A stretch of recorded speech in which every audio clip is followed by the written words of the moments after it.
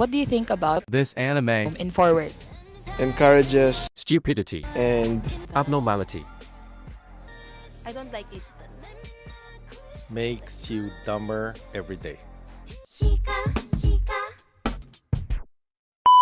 Mina, what's up? Tingin ko, isa tong hot take.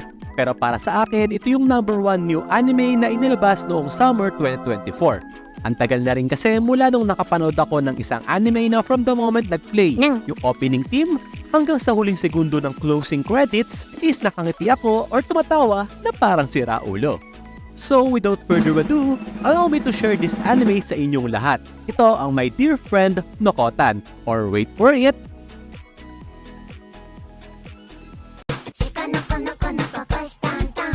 hindi makukumpleto tong video na to nang hindi ko piniplay yung tugtog na yon. To be quite honest, hindi ko alam kung paano ibibenta sa inyo itong anime na to. Knowing na scientific said, every episode raw na ikinukonsume nyo, mapabawasan kayo ng 24 million neurons at 24 million na neuronal cells, which cause ng pagkakaroon ng brain rot. Speaking of brain rot, feeling ko, yon ang pinaka-best way para i-describe itong My Dear Friend Nokotan. Alam niyo yung kahit never pa kayo nakagamit ng ipinagbabawal na gamot? Ipaparamdam nito sa inyo yung feeling na ma-overstimulate yung utak. Ano ba ang kwento? Or meron bang kwento itong anime na to? Si Torako Koshi, aka Koshi-tan, ang inyong normal. Correction, wala nga palang normal dito. Take 2. Si Koshi-tan na dating leader ng isang delinquent group ay nirepackage ang sarili bilang huwaran, kagalang-galang at hinahangaang high school student. Pwede nyo siyang i-compare sa isang kandidatong tumatakbo sa sangguniang kabataan. Tipong pag malapit ng eleksyon, biglang nag-change character.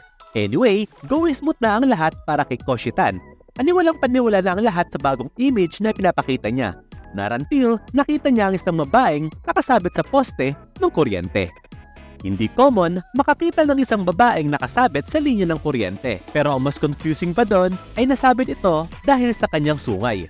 Gusto magbulag-bulagan ni Koshi-tan sa kanyang nakita dahil naaamoy niyang bad news ang posibleng maging outcome ng mga mangyayari. Ngunit nung paalis na siya, ginaslight siya ng babaeng nakasabit sa linya ng kuryente. Kapag daw hindi siya tinulungan nito, ay may chance na kumalat sa lahat na hinayaan lang ni Koshi-tan na madeds ang isang babae dahil sa pagbubulag-bulagan nito. No choice si Koshi-tan. Diba nga may image siyang pinoprotektahan, kaya ibinaba niya ang babaeng may sungay. Akala ni Koshi-tan tapos na ang lahat pero in a typical anime fashion, it turns out na magiging mag-classmate sila at seatmate ng babaeng niligtas niya. Introducing ang main mascot sa anime na to. Siya si Noko Shikanoko, isang deer. Ano? Nag-expect pa kayo ng other character background? Yun na yun! Basically, iikot lang ang anime na to sa random funny interactions ng mga characters. In fact, understatement yung term na funny interactions kasi sobrang over the top yung comedy nito to the point na out of this world na. Siguro yung iba or most of you is ma-off sa My Dear Friend Nokotan kasi nakakabobo naman talaga.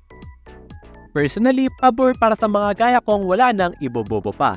Kaya siguro enjoy na enjoy ako panoorin itong anime kasi baka hindi lang ako aware na may severe level of brain rot na ako. In conclusion, totoo nga siguro ang sabi kanina na watching this anime makes you dumber every day. Kung ang pagiging dumb ay yung all throughout the episode is nakangiti ako, o kaya yung having a great time, and for 24 minutes, nakakalimutan ko yung mga problema and struggles ko. Then, fine, call me dumb. Heck, tawagin niyo akong pinaka-dumbest. Pero, ang masabi ko lang,